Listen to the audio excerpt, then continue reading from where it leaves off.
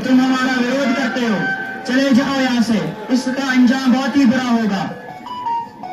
हम नहीं जाएंगे, तुम लोग जाओगे। हमें नहीं, तुम्हें भारत से निकलना होगा।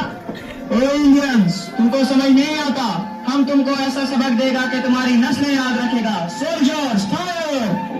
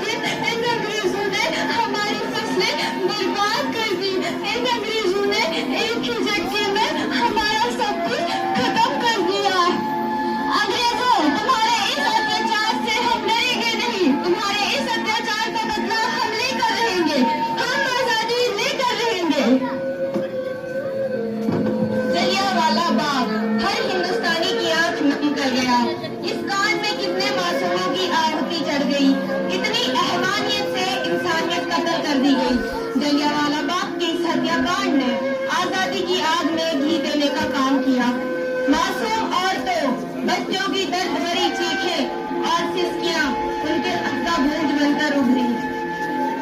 लाला लाजपत राय, भगत सिंह, राजगुरु और सुखदेव सरीखे क्रांतिकारियों ने भारत की जमीन से विदेशी परिंदों को निकाल फेंकने के मंसूबे मजबूत कर दिए। 8 अप्रैल 1929 लाला लाजपत राय के नेतृत्व में साइमन कमीशन के खिलाफ एक भारी जुलूस निकाला गया। Simon commission, Simon commission, Simon commission, Simon commission, Simon commission, Simon commission. Indians, तुमको समझ नहीं आता। चले जाओ यहाँ से। Stop this. लाला जी, आप आगे बढ़ो। लाला जी, आप आगे बढ़ो।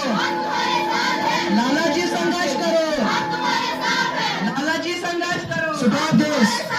लाठी चार्ज करो।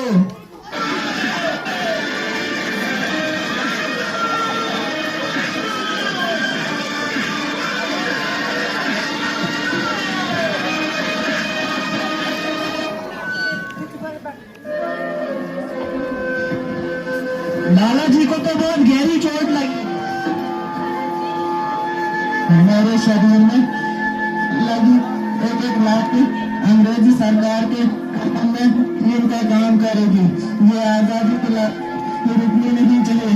ये जिम्मेदारी मैं तुम सबको सौंपकर जा रहा हूँ।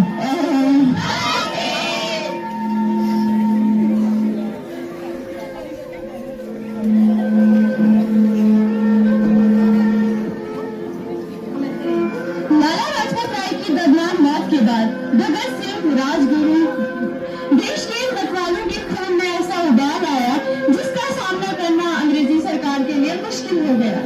अंग्रेजों को करारा जवाब देने के लिए स्कॉट और सैंडर्स को मारने की पूरी रेखा रची गई।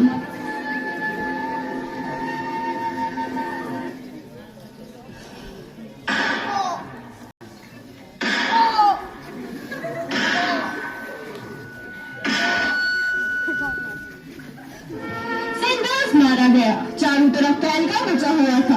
दीवारों पर लिखा था, लाला जी की मौत का बदला ले लिया गया है। भगत सिंह समेत सभी वहां से फरार हो गए।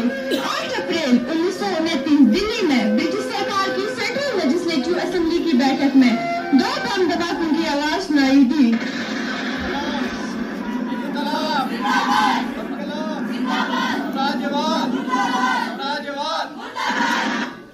इन धमाकों ने अंग्रेजी हुकूमत को हिलाकर रख दिया।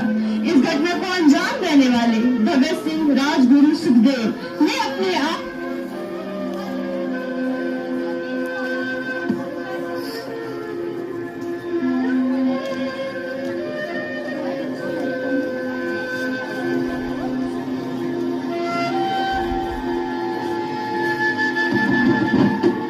मुल्जिम राजगुरु, मुल्जिम सुखदेव कोई अदालत दोषी ठहराती है और इनकी इस गुस्ताखी के लिए अदालत इन्हें दफा 121 और दफा 302 के तहत फांसी की सजा सुनाती है।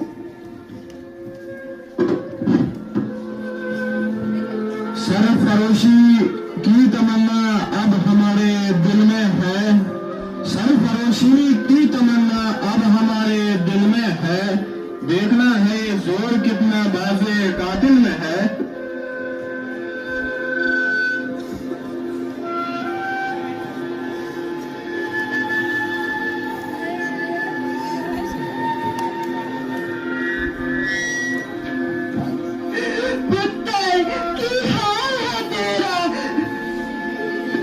मैं चंगा हूँ माँ, फिक्र करने की कोई गल नहीं।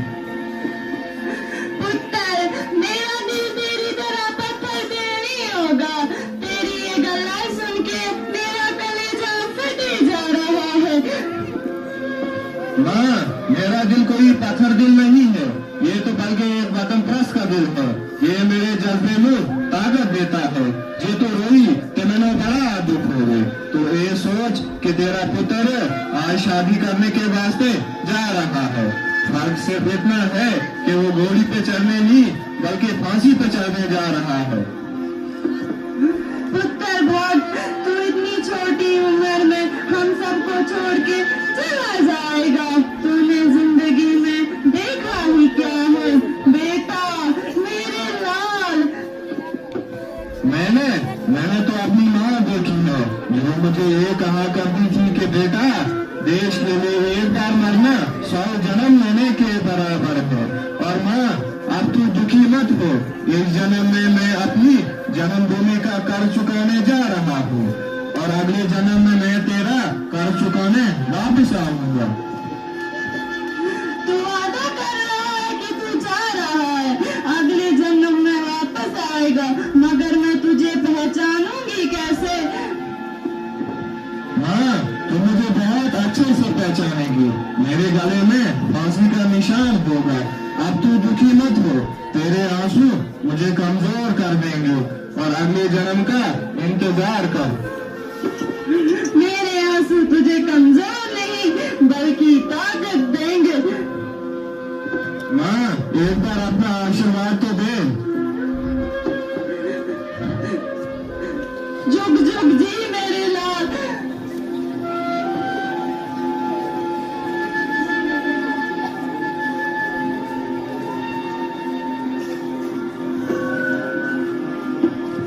जेल में लाहौर सेंट्रल जेल में करीब 7:37 पर फांसी दी गई थी। तय तारीख के अनुसार 24 मार्च को फांसी दी जानी थी, लेकिन ब्रिटिश सरकार जन आक्रोश से इतनी डरी हुई थी कि नियम के खिलाफ जाकर उन्होंने 11 घंटे पहले ही गुपचुप तरीके से फांसी दे दी गई। भगत सिंह, फांसी का समय आ गया है।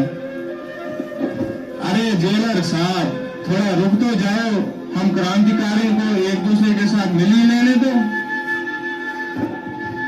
सोल्जर्स, इनके हाथ बांध दिए जाएं।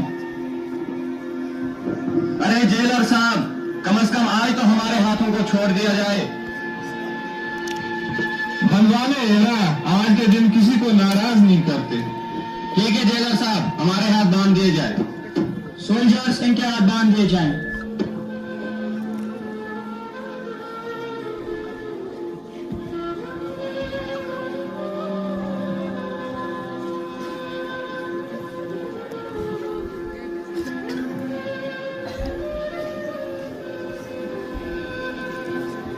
हम तीनों भाइयों के हाथ खोल दिए जाए। हम तीनों भाई आपस में गले मिलना चाहते हैं। सोल्जर्स, इनके हाथ खोल दिए जाएं।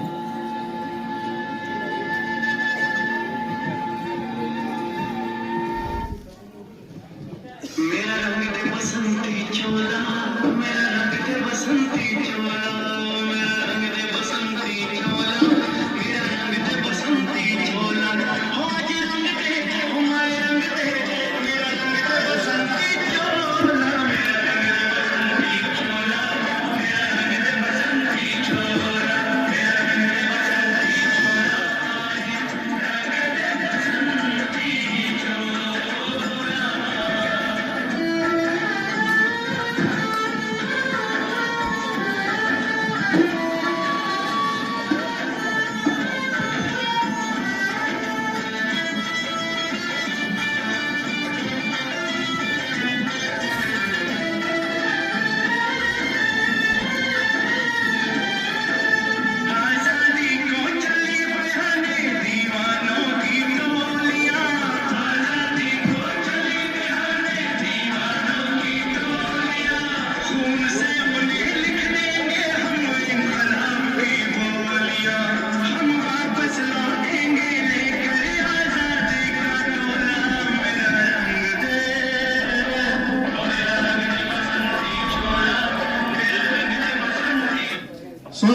के आह्वान दिए जाएं।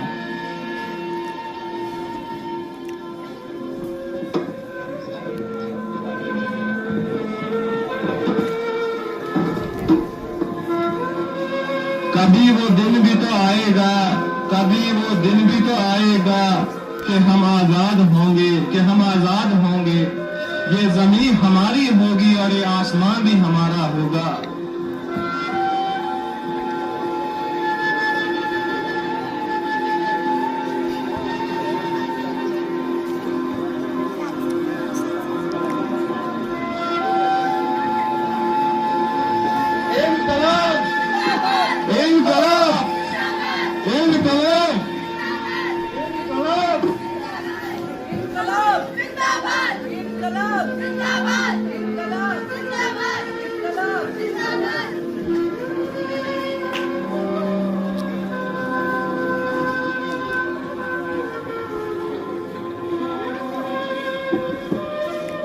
देश के हर नौजवान के मन में आजादी की नई उमंग हिलोरे ले रही थी।